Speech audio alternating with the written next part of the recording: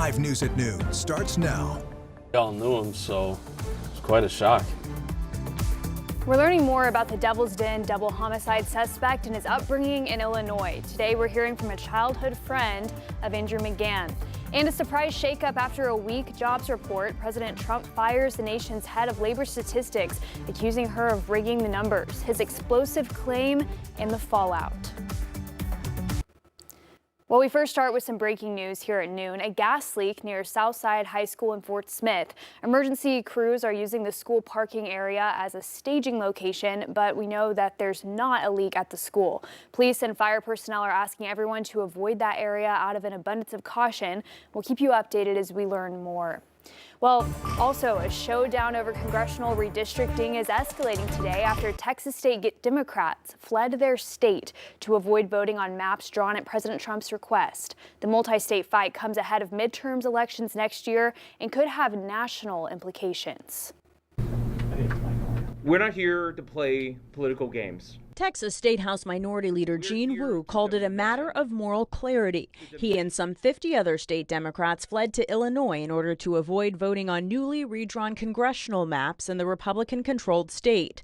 Democrats accuse Republicans of trying to dilute the power of Black and Hispanic voters. Never, ever, ever underestimate the will of the American people when it comes to protecting and preserving our democracy and our voting rights. The standoff over the new maps follows a push by President Trump to give Republicans an advantage in 5 more Texas seats.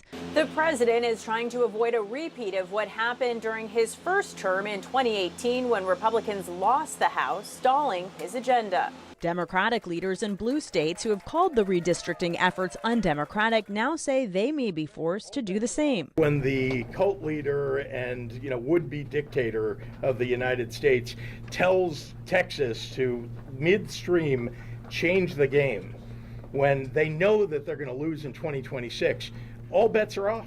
Back in Texas, Governor Greg Abbott is threatening state Democrats to return by this afternoon or face the possibility of being removed from office.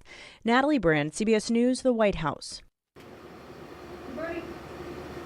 Well, it's a beautiful start to our day here. We're seeing plenty of that blue sky, but also those puffy cumulus clouds starting to build in. Here's a live look across the region. There's a little bit more sunshine there in Ozark. Otherwise, excuse me, a lot of those puffy cumulus clouds starting to develop as they usually do during the daytime. And we're starting to see maybe a few of those showers maybe developing later this afternoon. For right now, though, you're seeing that it's pretty quiet across the region. And over the next 12 hours, we'll see maybe the potential through the afternoon, early evening hours, maybe that stray shower through about 5, 6 o'clock. Maybe could linger around sunset. For the most part, that should taper off for us. For the River Valley, those temperatures reach up in the upper 80s and low 90s. We'll keep that stray shower chance, and we'll keep that shower chance for us during tomorrow and Wednesday. But we're not going to keep, unfortunately, the comfortable conditions. The heat's on the way soon. Talk more about it coming up in your full forecast. Morgan.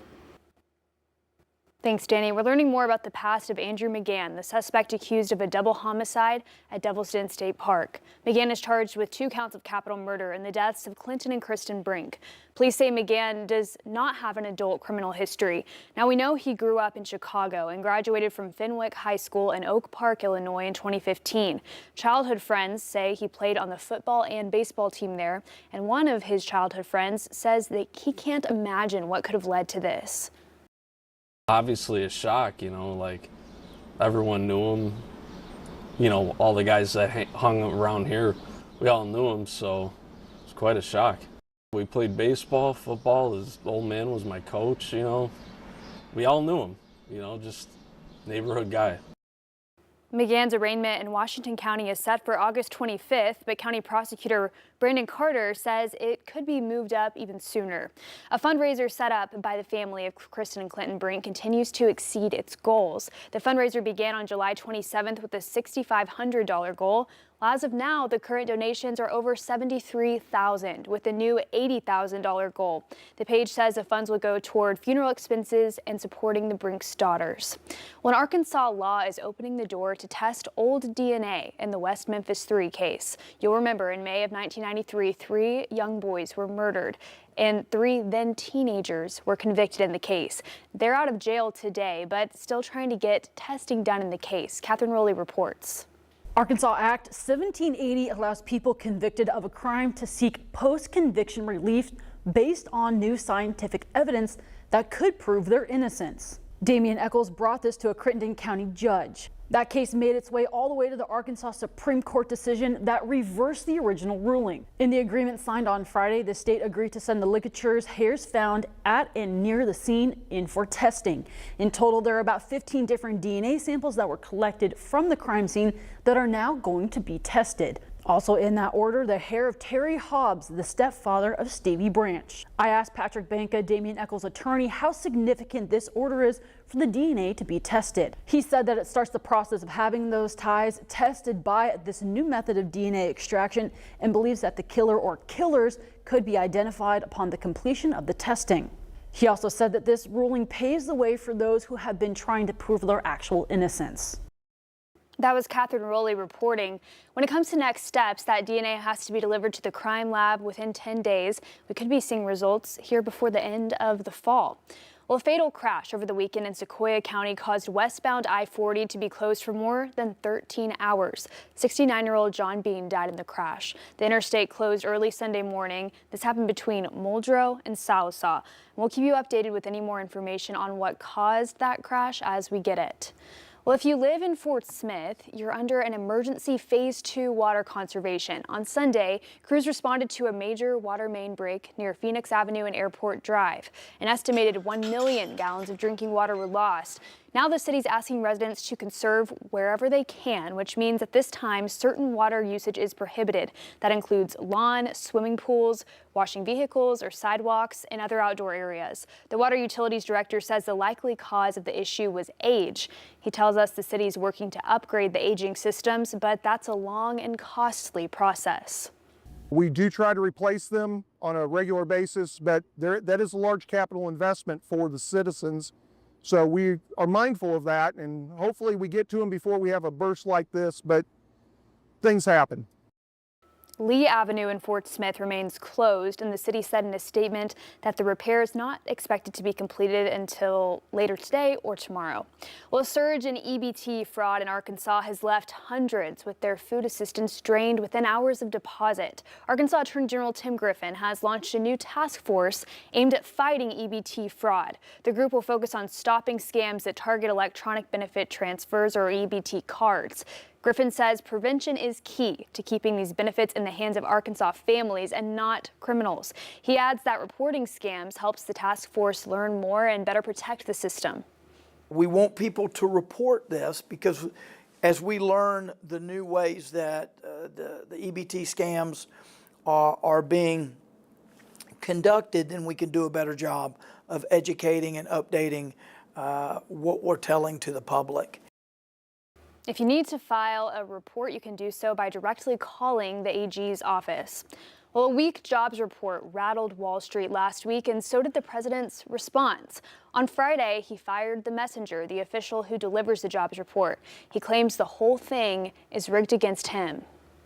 Late Sunday night, President Trump defended his decision to fire Erica McIntyre, the now former commissioner of the Bureau of Labor Statistics. Trump accused her without evidence of rigging the July jobs report. We'll be announcing a new statistician sometime over the next 3 or 4 days. We had no confidence. I mean, the numbers were ridiculous, what she announced. The economy added 73,000 jobs last month, which was fewer than expected. May and June were revised downward by over 250,000. Asked if there was evidence the numbers were rigged, National Economic Council Director Kevin Hassett said the revisions are the evidence. There have been a bunch of patterns that could make people wonder, and I think the most important thing for people to know is that it's the president's highest priority that the data be trusted and that people get to the bottom of why these revisions are so unreliable. Trump claims it's not the first time McIntyre has manipulated the numbers. If you remember, just before the election, this woman came out with these phenomenal numbers on Biden's economy. Phenomenal numbers.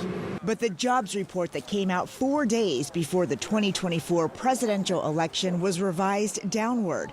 It showed in August and September of 2024, 112,000 fewer jobs were created than initially reported. William Beach served as the head of the BLS during Trump's first term. He called his successor's firing totally groundless and a dangerous precedent, warning if any weak numbers are released by Trump's next pick. Everybody's going to think, well, it's not as bad as it probably really is, because they're going to suspect political influence. So this is damaging. This is not what we need to have. According to a Goldman Sachs analysis, that July jobs report had the largest revision since 1968.